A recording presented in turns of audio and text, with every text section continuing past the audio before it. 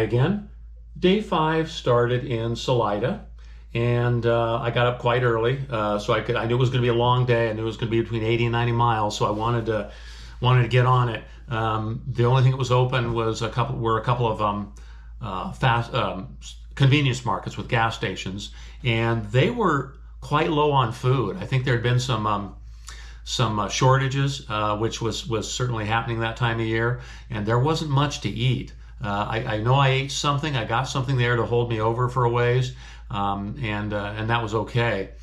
Left the convenience market, started heading a little bit west, and before I made the left turn to head up the large mountain pass, Poncho Pass, about 9,000 feet elevation, this water truck had passed me the day before, and the day before he had come very close to me. Kind of scared the crap out of me. So on day 5, early in the morning, he passes me again very close. Now, the first day, I gave him credit for the fact that there was traffic. But there was no traffic this early in the morning, and I pretty well know that he did that on purpose. I thought about yelling at him, but I thought he probably weighs 1,500 pounds, and that wouldn't be a good idea. Generally, people were very good. I have a very positive look on people after this trip, but there's always got to be one or two that are a big pain in the butt. And you know, of all the things that were a little stressful on the trip, it would be me worrying about the traffic. I was not really worrying about it. I had a rear view mirror. I could look at the traffic, see what was going on, see what was behind me.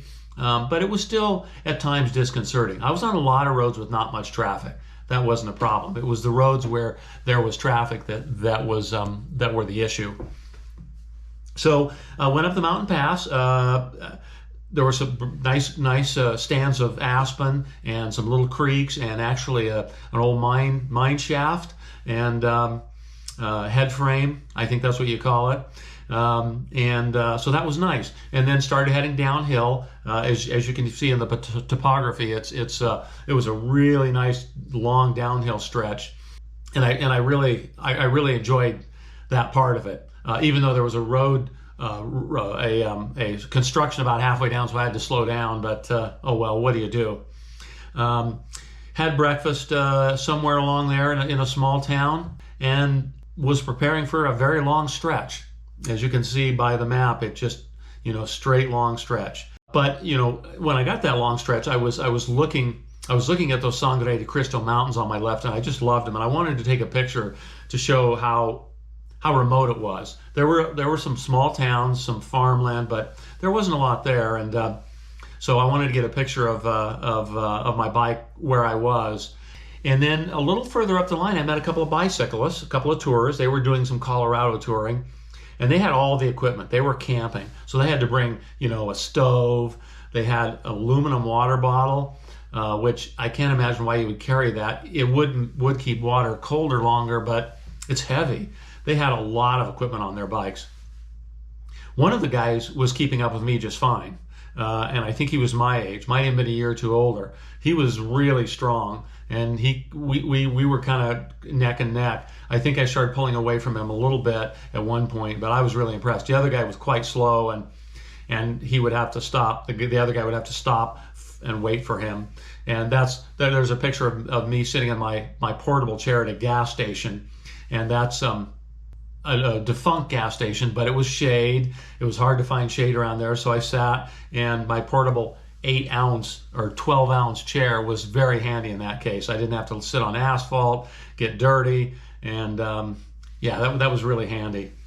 One of the little towns I went through was Mosca, and one of the things about this sign that I wanted to point out was that we're in the flats. The mountains are, there's the mountains, and then here we're in the valley. We're in the valley at 7,500 feet. So on the trip, or after the trip, or before the trip, whenever people go, oh, isn't it going to be hot?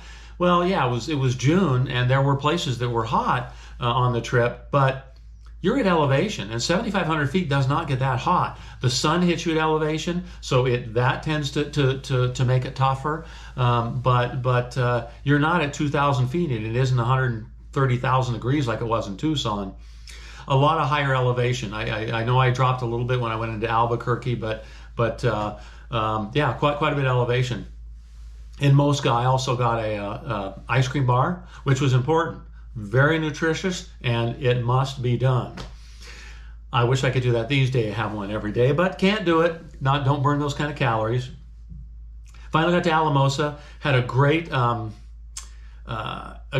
well, I got to the hotel and took all my stuff off and looked for a restaurant and found this place that looked very good.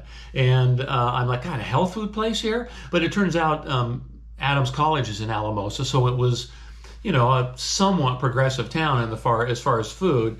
And this place was wonderful, just wonderful place. Healthy food. I had a smoothie, I had all sorts of vegetables and a little pork, so it was a good combination of food. I never found I had to adjust my diet very much. If you just ate a balanced meal, you were fine. Snacks now and then to keep the blood sugar up, and you were okay. The woman that owned it was magnificent. She was friendly. She would, when travelers would come through and stop by her place, other bicyclists, hikers, whatever, she would take pictures and put them on Instagram. So they're on her Instagram page. Took a picture right outside. She took a picture of me right outside her restaurant, which was nice. When I was at the hotel, I had gotten into my clothes and was feeling a little more comfortable. And so that was really nice. I just real briefly, I wanted to include a picture of one of the text messages that went back and forth between Nate and I. We've been best friends for a long time. Well, at least he's my best friend. I don't know about the reverse, but and he would occasionally text me. This is how guys show affection, some verbal abusive stuff, and I wouldn't show you most of it, but I just wanted to include this one that was just kind of a back and forth banter, and I would get these now and then from him, and they were very helpful. They kind of connected me with what was going on and the real world and not in the middle of nowhere. So those were kind of nice. I tried not to text when I was riding because I'll show you in the next day why you don't want to do that. But so that was kind of fun. That was about it for the day. I did go to a sporting goods store very quickly to get some sunscreen, but other than that, it was a very, very, very simple, long day, 82 miles, but I survived it.